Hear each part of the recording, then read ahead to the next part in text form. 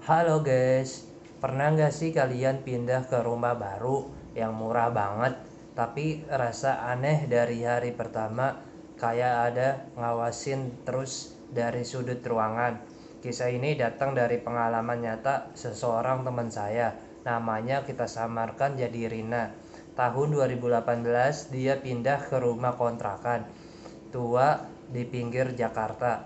Harganya murah sekali, cuma separuh harga pasaran. Tapi mulai malam pertama dia dengar suara kaki dari lantai atas. Padahal rumah itu cuma satu lantai. Rina awalnya mikir itu cuma imajinasi. Dia kan baru saja putus cinta, stres kerja, mungkin lagi sensitif.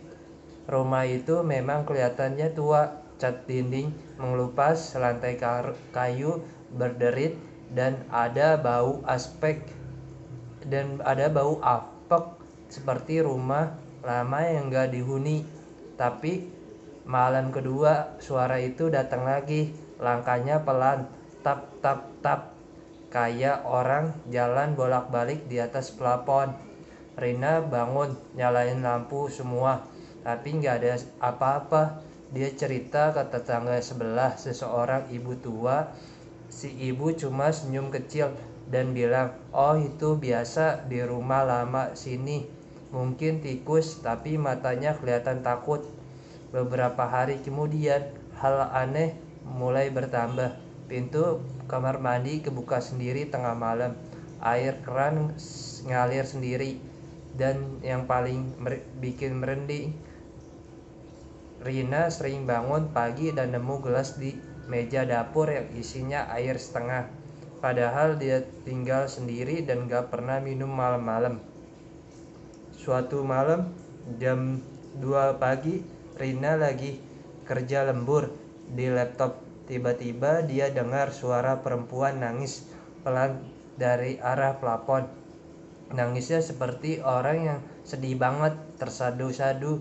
Rina langsung tutup telinga, tapi suara itu makin jelas. Kembalikan anakku. Rina panik, telepon pacarnya waktu itu. Pacarnya datang, tidur bareng semalam, tapi nggak ada apa-apa. Besoknya pacarnya bilang itu cuma mimpi buruk. Akhirnya Rina penasaran dan tanya lebih dalam ke tetangga lain. Ternyata rumah itu punya sejarah kelam. 10 tahun lalu ada seorang ibu muda tinggal di sana sendirian dengan bayinya. Suaminya kerja di luar kota. Suatu malam bayinya itu demam tinggi. Si ibu panik, tapi nggak ada tetangganya bantu. Yang lagi hujan deras, bayinya meninggal di pangkuannya.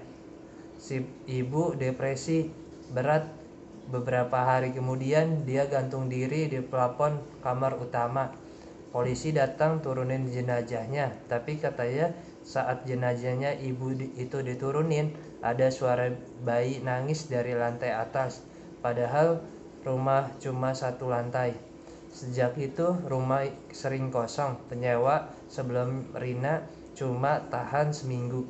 Mereka bilang sering dengar suara ibu nyanyi Nina Bobo kan anak, tapi liriknya aneh. Tidurlah anakku, mama ikut tidur selamanya.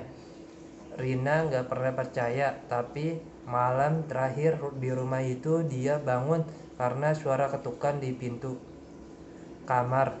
Ketukan pelan kayak tangan kecil. Dia buka pintunya, gak ada siapa-siapa, tapi di lorong ada bayangan perempuan jongkok sambil gendong sesuatu.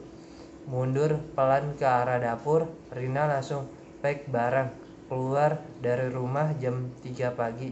Dia gak pernah balik lagi.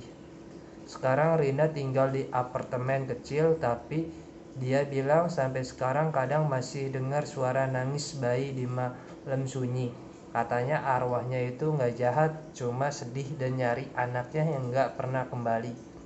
Guys, kalau kalian pernah ngalamin hal serupa, cerita di komentar ya. Apakah ini beneran kisah nyata atau cuma sugesti? Like kalau merinding, subscribe biar nggak ketinggalan cerita horor ini. Hati-hati kalau lagi cari kontrakan murah. Siapa tahu ada bonusnya penunggunya. Sampai jumpa. Terima kasih.